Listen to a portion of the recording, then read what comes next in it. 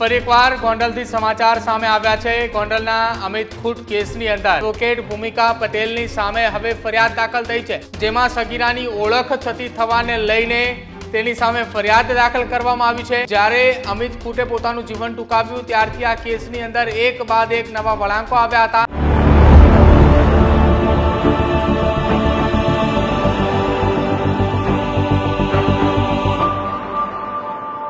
नमस्कार, आप જોઈ રહ્યા છો ન્યૂઝ રૂમ ને આપની સાથે હું છું પ્રદીપ।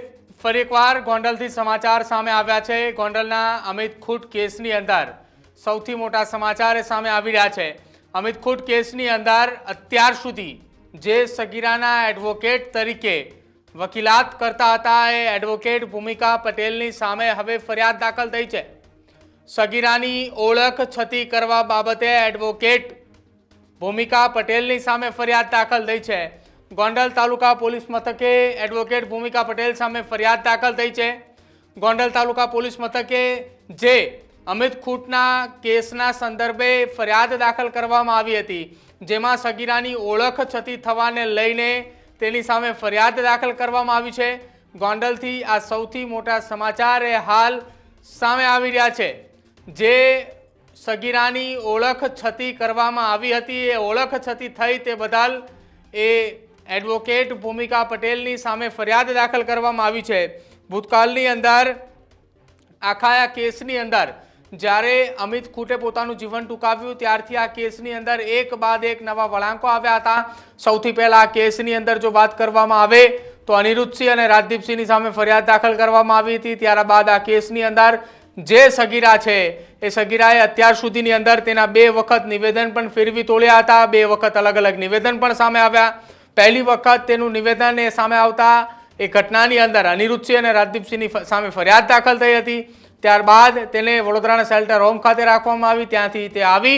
ત્યારબાદ બીજું એક નિવેદન સામે આવ્યું અને નિવેદન બાદ 28 લોકોની સામે સીધી જ કોર્ટની અંદર અરજી કરવામાં આવી હતી કે જેમાં ગણેશ ગોંડલ અને જયરાજસિંહ જાડેજાનું નામનો ઉલ્લેખ કરવામાં આવ્યો હતો। જો કે હવે આખા આ કેસની અંદર એડવોકેટ ભૂમિકા પટેલની સામે ગુનો દાખલ કરવામાં આવ્યો છે અને ગુનો એ દાખલ થયો છે કે જે અમિત ખૂટ કેસની અંદર સગીરા જે આરોપી તરીકે છે એ સગીરાની ઓળખ છતી કરવાને લઈ તેની સામે ફરિયાદ દાખલ કરવામાં આવી છે। મારી સાથે મારા સંવાદદાતા તુષાર પાલિયા ગોંડલથી જોડાયા છે। તુષાર, એડવોકેટ ભૂમિકા પટેલની સામે ફરિયાદ દાખલ કરવામાં આવી છે અમિત ખૂટ કેસની અંદર, આ સૌથી મોટા સમાચાર।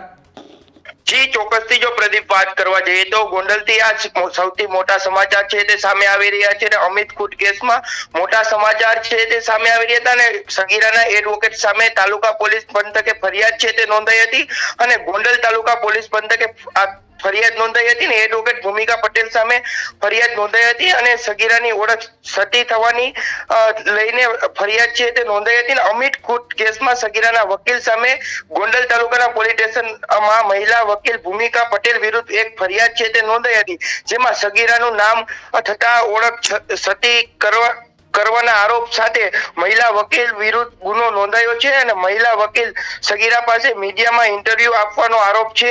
તેમજ વકીલ ભૂમિબેન તેમને પણ મીડિયામાં સગીરનું નામ લીધું હોવાથી તેના વિરુદ્ધ ગોંડલ તાલુકા પોલીસ સ્ટેશનમાં છે તે ફરિયાદ નોંધાઈ હતી અને પોલીસે વધુ તપાસ હાથ ધરી છે। જી પ્રદીપ। બિલકુલ, આભાર તુષાર।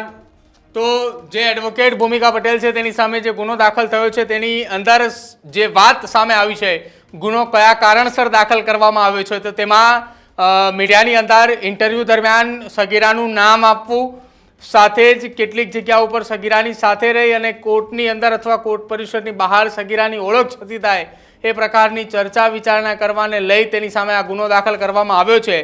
જો કે એડવોકેટ ભૂમિકા પટેલની સામે ગુનો દાખલ થતાની સાથે અત્યારે અમિત ખૂટ કેસની અંદર આ સૌથી મોટા સમાચાર એ છે કે જે એડવોકેટ ભૂમિકા પટેલ કે જે કાયદાના સંઘર્ષમાં આવેલા બાળ કિશોરાનું નામ તથા ઓળખ છતી કરનાર મહિલા વકીલ વિરુદ્ધ આ ગુનો દાખલ એ ગોંડલ તાલુકા પોલીસ મથકે કરવામાં આવ્યો છે।